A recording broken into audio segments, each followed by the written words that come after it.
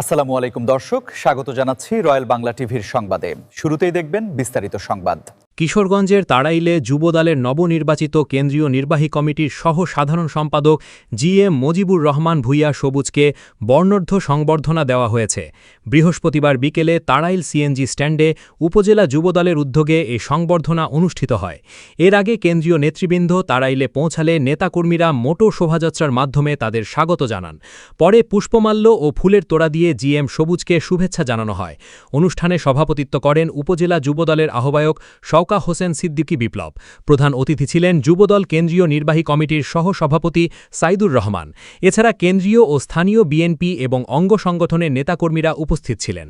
প্রধান অতিথির বক্তব্যে সাইদুর রহমান বলেন, মানুষের অধিকার ও গণতন্ত্র প্রতিষ্ঠার আন্দোলনকে এগিয়ে নিতে যুবদলকে আরও সুসংগঠিত ও শক্তিশালী করতে হবে। ব্যক্তিগত মতপার্থক্য ভুলে নেতাকর্মীদের ঐক্য, শৃঙ্খলা ও পারস্পরিক শ্রদ্ধা বজায় রেখে দলীয় কর্মসূচি বাস্তবায়নের আহ্বান জানান তিনি।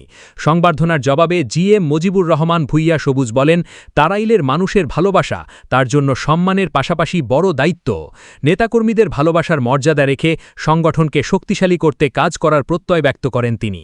মোটর শোভাযাত্রা, ফুলের শুভেচ্ছা ও নেতাকর্মীদের ব্যাপক উপস্থিতিতে সংবর্ধনা অনুষ্ঠানটি পরিণত হয় উৎসব মুখর মিলন মেলায়।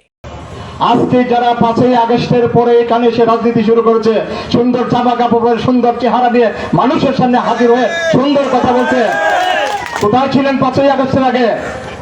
5ই আগস্টের পরে আজকে সুন্দর জামা কাপড়ে টাকা পয়সা আল্লাহ দিয়েছে কেমনি জানি না করতে গিয়ে আপনি এখান থেকে সভাপতি সেক্রেটারি হয়ে গেছেন। হয়ে আগে এখন আমার এই এলাকার তাড়াইলের বিএনপি, যুবদল, ছাত্রদল, সকল অঙ্গ সংগঠনের নেতৃবৃন্দকে আপনারা বিভিন্নভাবে অপদস্থ করতেছেন। কারণটাকে আমি দৃঢ় কণ্ঠে বলতে চাই আপনাদেরকে, এইরকম অসুবিধা যখনই কোনো জায়গায় পড়বেন আমাকে একটু স্মরণ করবেন। ইনশাল্লাহ যুবদল, ছাত্রদল, বিএনপি যারা এই অপদস্থ করার চেষ্টা করবে তাদের উদ্দেশ্যে বলছি, এই তাড়াইলের মানুষ কিন্তু অত্যন্ত শান্তপ্রিয়।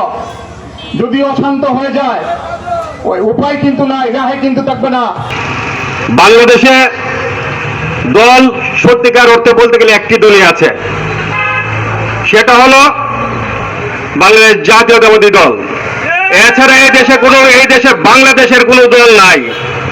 একটার পিছনে দেখবেন অন্য কোনো দেশের শাখা, কি বলে ইমুক ইসলামী বাংলাদেশ, তাদের শাখা পাকিস্তান, তাদের শাখা ওই মিশর, বিভিন্ন দেশে তাদের শাখা, তাদের একটা ব্রাঞ্চ হলো এখানে,